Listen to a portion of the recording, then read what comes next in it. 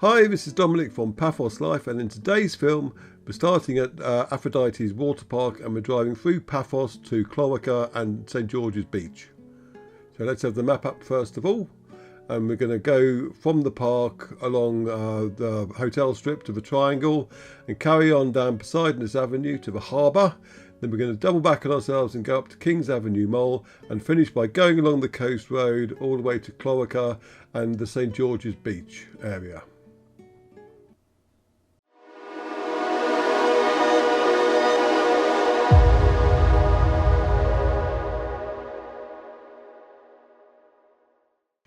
So this is the water park we're at the moment, well just behind it. They're not open yet, despite the fact that there are lots of cars here. I checked online and they're due to open on the 7th of April. Okay, so that's where you come for your splashes after that. You'll have a look at the main car park here, and the entrance to the water park is on the right. This is a request film. Someone asked, it was coming, I can't remember if it's for a wedding or what, but they wanted to know how to get from Aphrodite's water park to St George's Beach Resort, and I thought the easiest way was to show them, so here we are. I do love the fact that you get nice farm fields in the middle of the hotel strip area. Let's see what that land must be worth. We're just coming down to the hotels themselves. I'm not going to name them all in this film. If you search our channel, there'll be plenty of hotel strip films.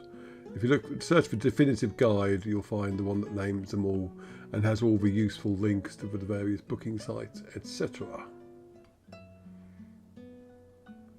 But normally you go left all the way up to the roundabout, but there was no one around, so I took a little shortcut. And now we're on the hotel strip.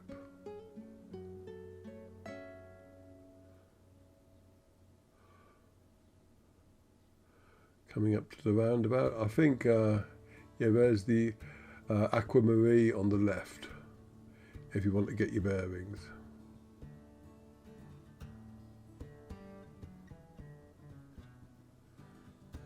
And when I filmed this, and as it is at the moment as well, it's beautiful blue skies and hot, hot, hot. We've gone from being unseasonably cold to pretty warm now. It's late 20s, early 30s in terms of temperature. No rain to speak of, but we'll worry about that later, eh? It's just nice to be able to walk places wearing shorts and a t-shirt again.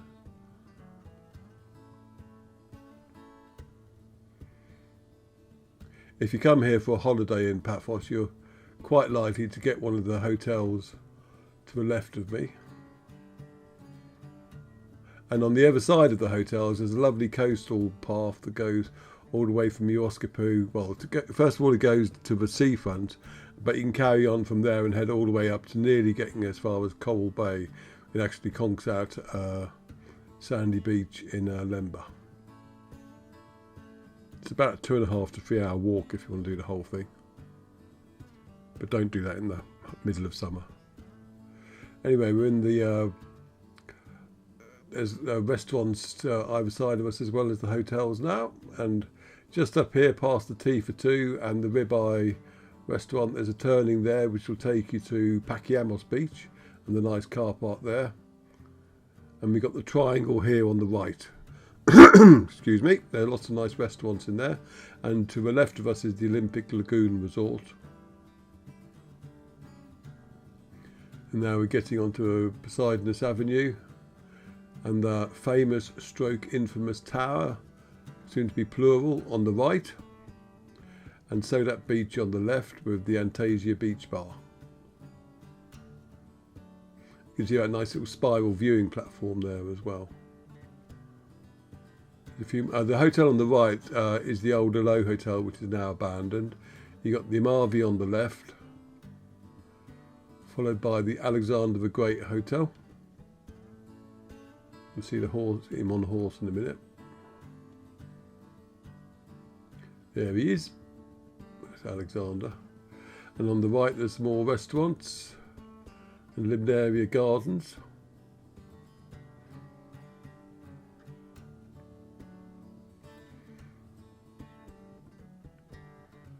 Paphos is definitely looking nice and getting ready for summertime now. Not quite sure what that crane's up to. When I further back in the route, it looked like it was on the right hand side of the road, but because of the way the road bends, it's actually on the left.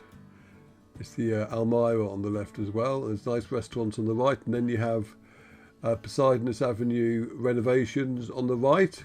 I need to film them at night actually, because someone posted a quick film on our Paphos chat Facebook group, and there's actually fountains there now, and they look very pretty at night.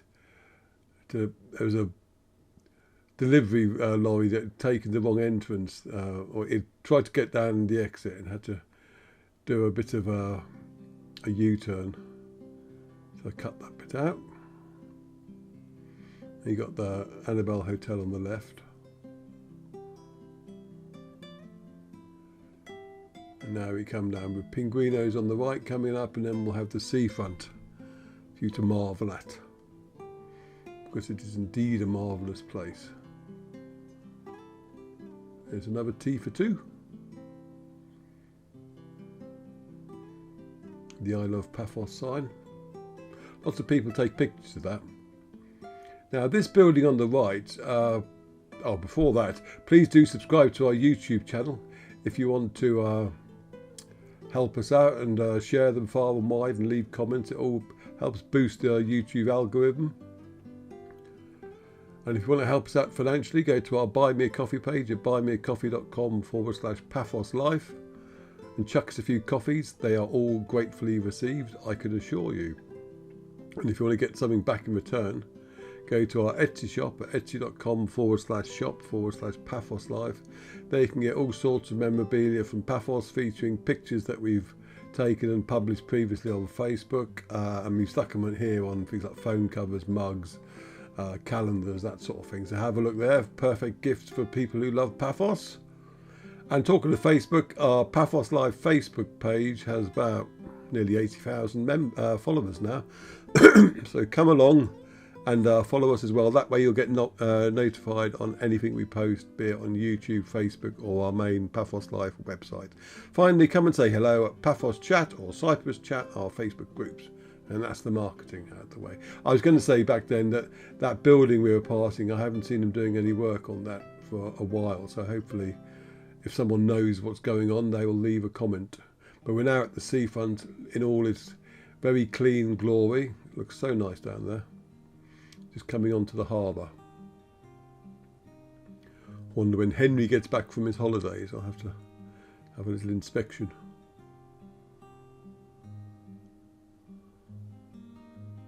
But we're going as far as the non-functional clock tower before coming back on ourselves.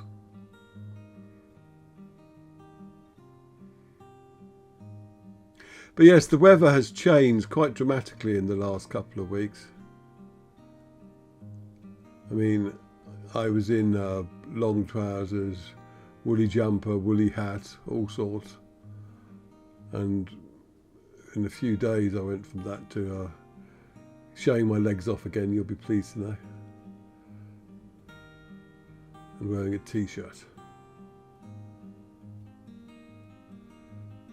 So at least if hosepipe bans and water shortages happen later in the year, we'll all have nice tans.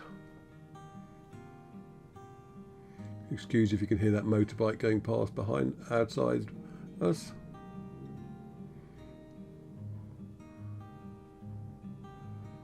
Now heading up towards Kings Avenue Mall.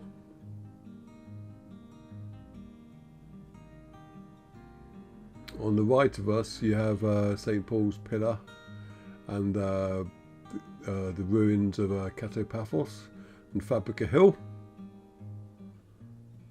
I guess one day in the future they'll finish excavating the open air theatre that's there, and people will actually be able to walk over it like they can on the one in the archaeological park. Because that would be, it's a shame that it's all fenced off really, but I can understand why if it's an active archaeological site. And you've got the catacombs on the right, and we're just going to come up to the Paphos walkway in a tick, which sort of links the two archaeological sites of Fabrica Hill and the archaeological park. I say sort of because you can go on that walkway without having to be in the archaeological park. Right, here's Kings Avenue Mole roundabout with the mole just across the road from it. And to jostle our way through the traffic here. And their dinosaur exhibition has been taken down now. I imagine they got their Easter decorations, so I'll have to go and have a little look there next week. Because Cyprus does have decorations like you get for Christmas, but for Easter, because they're a religious country and Easter's more important to them than Christmas.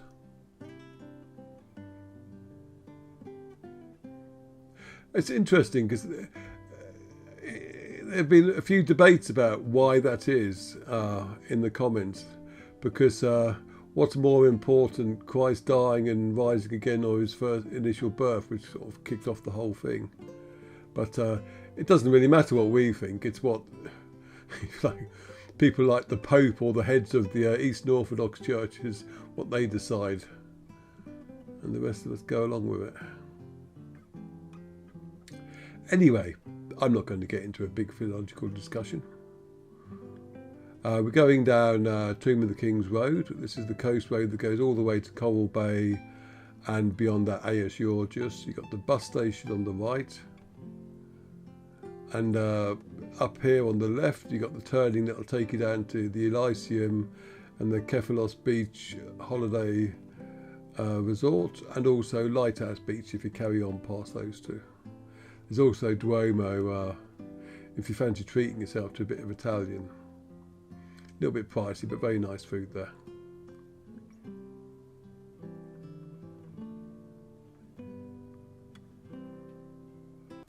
And we're slowly getting out of Paphos. First up will be the Tomb of the Kings roundabout though. Because you don't get officially join Chloraka until you've gone past the Aspire School and the dual carriageway ends. I know this because they got little gateways to Paphos in all the entrances to Paphos, apart from the one by Neon Mall, which the reason they haven't, because they put up the new gateways, Tomb of the Kings on the left here, they put up the new gateways around 2017, 2018, just after the Paphos' year of culture, when it was a culture capital of the EU, 2017. And they put these big pi signs, and I mean the letter pi, around all the entrances to Paphos. But then a few years later, they built another bridge between Paphos and Euroskipu, where the Neon Mall is. And so technically we need to put a gateway to Paphos there too.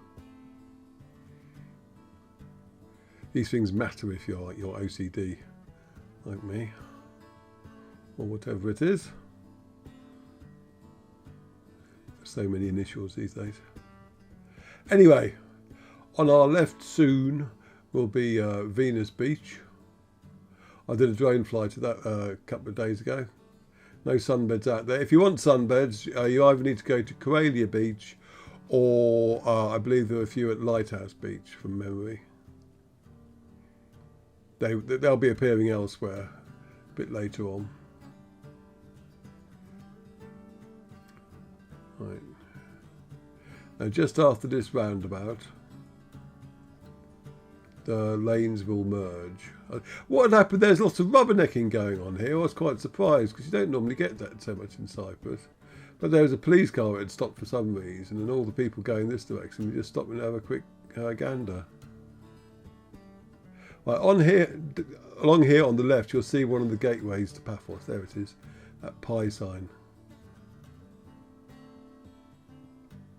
That's what I was talking about. And now it's gone to single lane. Now there are plans, I believe, for the whole of the road between Paphos and Coral Bay to be upgraded. Whether this is to do with the new marina or whatever, I don't know. But hopefully it'll be done a lot more quickly than the Tomb of the Kings upgrade, which took about 3 years, I think.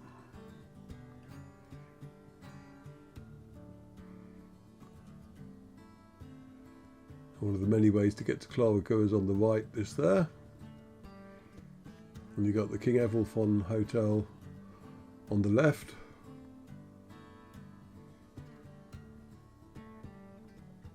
So now we're officially in Chloraka.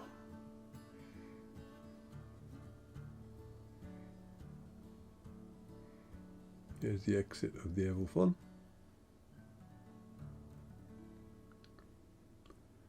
And if you fancy doing some cycling in Paphos, if you rent a bike in one of the stations in Paphos, then this is a good area to head to because it's all nice and flat. If you're feeling adventurous and think, oh, I know, I'll go up to Sada or Polemi even, bear in mind that there are some very big hills between you and your destination. If you want a nice, easy route, well, there's that chap there, for instance, and be like him. I've no idea how widespread the cycle lanes are here, because I haven't cycled in earnest for quite some time. Very good petrol station on the left there.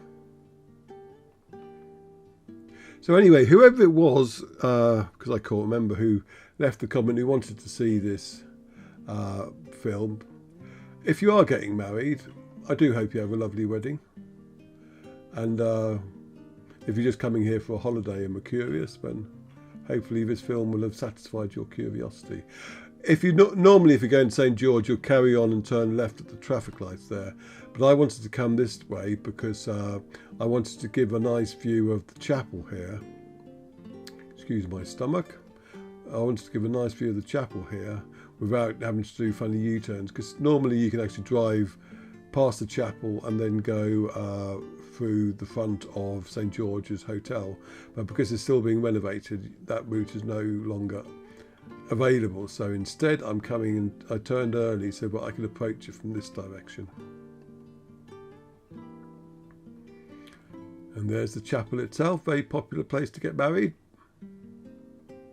or renew your vows.